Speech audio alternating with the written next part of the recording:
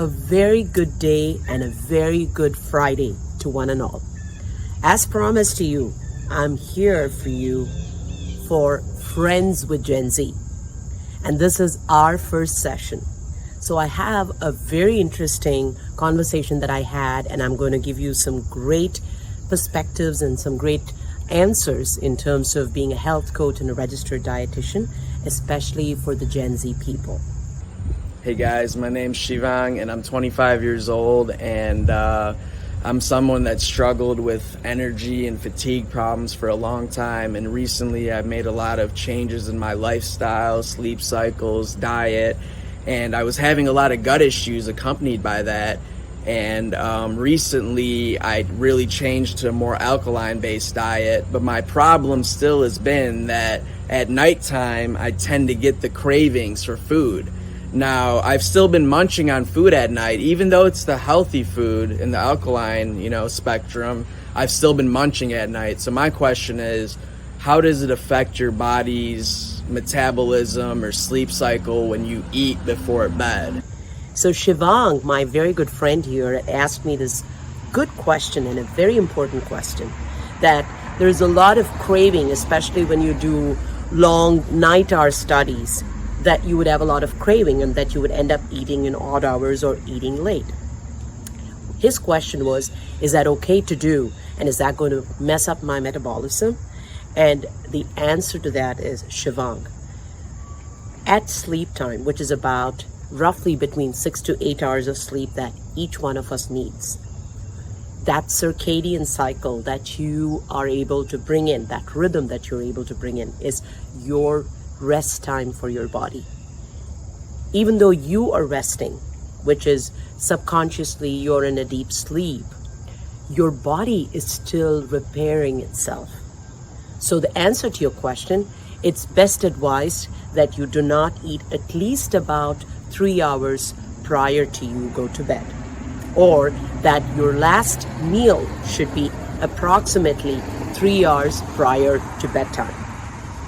And I'm going to be sharing a very good, useful YouTube video which talks about different foods and how much time it takes for digestion. So remember, eat something which is, eat like a king at lunchtime and eat like a beggar at dinner is the old good saying. But that kept in mind, try and eat something which is lighter on your stomach. Eat protein-rich foods. Eat a plate full of colored vegetables and fruits. Include a soup in your meal in dinner time. Or if you do feel like you still have some craving, keep some high protein, spreads, maybe like a hummus spread and a little bit of rice cake or wheat grain, wheat thins, or you could probably do some fresh fruit, any of these that do not stay in your system. So it is very normal that, once in a while when you've gone for a party or a social gathering, that you may end up eating a heavy meal, a greasy meal, something which is very fatty. And as Shivang had mentioned, alkaline foods are probably better at nighttime, especially if you have an acidic body, so that you do not have the heartburns in the nighttime. So to answer your question and to answer the question for many out there from Gen Z, it is best suitable that you eat at least 3 hours prior to your bedtime. So my second question for you guys is that someone that's experienced energy problems, one common thing that really came into play in my life was I was experiencing overwhelming brain fog. Now, like I said, I made lifestyle changes, I changed my sleep cycles, patterns, and it's gotten better. But I'm going to be a full-time student soon, and I can't be in school and be like, oh, why is my brain foggy right now? I'm forgetful, I can't think clearly. So what is some kind of dietary change, supplemental change that I can either change or add to my routine that can help clear up the fog in times of need? Second question that Shivang had was quite interesting and definitely reaching out to a lot more than just Gen Zers. How can I avoid brain fog? The $1,000,000 question. Even though we think through our brain up here, your second brain, or I should say so much so that your first brain is your gut. So keep your gut happy, my dear Gen Zers. which means the trillion odd bacteria that you thrive with in your gut needs to stay well, needs to stay happy.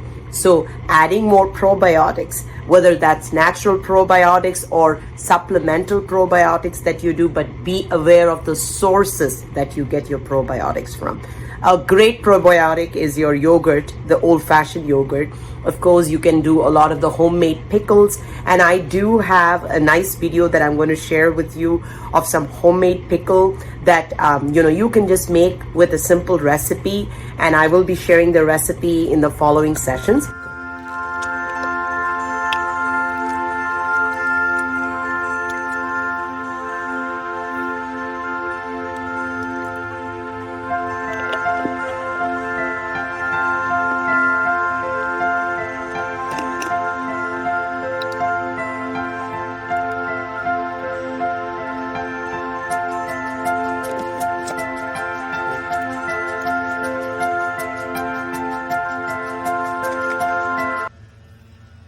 Besides that, some of the foods that you want to include to avoid brain fog is fatty fish. If you are a fish eater, salmon is great. You want to include walnuts, which is very much looking like the brain, and it is also designed to look like the brain. So that's a great food for the brain.